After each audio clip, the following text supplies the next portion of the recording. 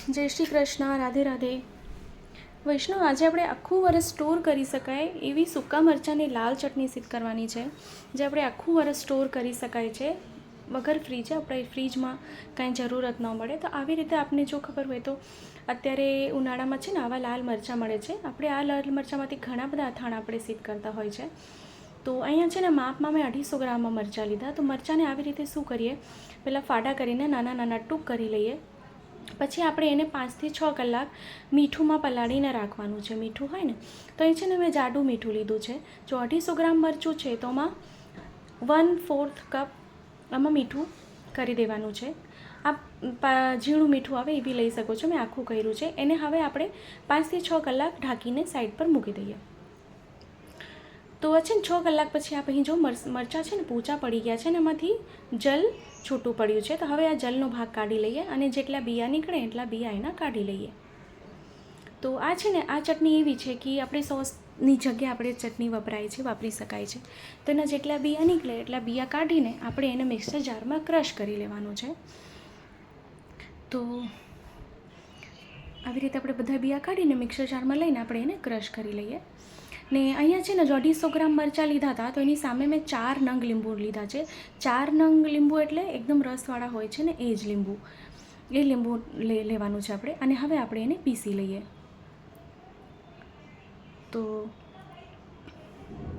હવે મરચું પીસાઈ ગયું છે. હવે આપણે એને જેમાં આપણે એને રાખવાનું હોય ને એ જ વાસણમાં આપણે એને કાઢી લેવાનું. તો મેં એક તપેલી લીધી છે, કારણ કે એ તપેલીમાં જ આપણે એને રાખી દેવાનું છે. તો એકદમ બારીક એને પીસી લેવાનું છે. એને પછી ગાળવાની જરૂરત નથી, ગાળવું નથી, કારણ કે ગાળીએ તો રસ અલગ થઈ જાય એનું, તો ચટણી સુંદર ના થાય.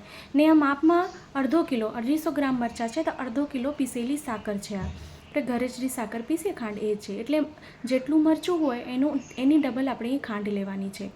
તો એ ખાંડામાં અડધી અડધી કરીને ભેળવી દઈએ, મિક્સ કરી દઈએ. 250 ગ્રામ મરચું, 1/2 કિલો સાકર અને 4 લીંબુનો રસ, એ ધ્યાન રાખવાનું છે આ પ્રોપર, કારણ કે ખટાશ અને ગળાશ એકદમ બેલેન્સ હોવી જોઈએ. તો આપણે સરખી રીતે એને મિક્સ કરી લઈએ અને પછી એને કોટનના કપડાથી ઢાંકીને 5 થી 6 દિવસ, આપ 6 થી 7 દિવસ બી રાખી શકો છો તડકામાં. એકરસ થઈ જાય, એકદમ ચાસણી જેવું થઈ જાય ત્યાં સુધી આપણે એને તડકા છાંયે રાખવાની છે. આપણે હવે એને તડકામાં મૂકી દઈએ.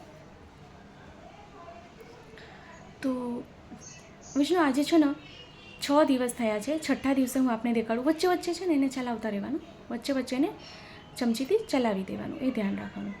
તો અહીં આપજો 6થો દિવસ છે. એનો રંગ આપજો, એનું ટેક્સચર જો એકદમ ચાસણી જેવું એકદમ ઘટ્ટ થઈ ગયું છે. આમાં એકદમ જો સ્ટીકી થઈ ગયું છે. તો ચટણી સુંદર સિદ્ધ થઈ ગઈ છે. આપ આખું વરસ, હા, પણ સ્ટોર કરવા માટે હું આપને કાચની બરણીનું સજેશન આપીશ. એનો રંગ બી એટલો સુંદર છે. તો આપ બી આ ચટણી સિદ્ધ કરો અને આપ મને કમેન્ટ બોક્સમાં કમેન્ટ કરીને જણાવો કે વિડીયો આપને કેવો લાગ્યો છે.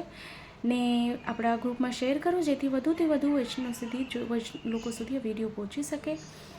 અને જો ચેનલ પર નવા હોય તો ચેનલને સબસ્ક્રાઈબ કરશો, બેલ આઇકોન હિટ કરશો, જેથી જ્યારે બી સરળ, સુંદર અને તરતથી જ આવી સામગ્રીને વિડીયો મૂકું કે રેસિપીનો વિડીયો મૂકું તો આપ સુધી નોટિફિકેશન આવી જાય. એક વૈષ્ણવ મને કીધું ગુલકંદ એનું રસવાળું નથી થયું. તો વૈષ્ણવ, એવું નથી થતું, પણ જે એવું લાગતું હોય તો આપ જરાક એવી સાકર ઓગાળીને ગુલકંદમાં જો પધરાવી દેતો તો એ રસવાળું થઈ જશે.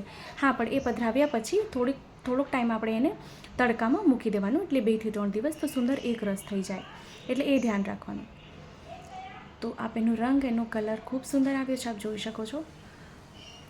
તો આપણે કાંઈ પૂછવું હોય તો આપ મને કમેન્ટ બોક્સમાં કમેન્ટ કરીને પૂછી શકો છો. આપને કાંઈ ન સમજાય તો આપ મને ફરીથી કહેશો, ફરીથી આપને મદદ કરીશ. આપણે વધારે પ્રમાણ લઈ શકો છો. મેં 250 ગ્રામ મરચાંનું માપ લીધેલું અહીંયા. તો ફરીથી મળશું નવા વિડીયો સાથે. ત્યાં સુધી આપ સૌને મારા જય શ્રી કૃષ્ણ.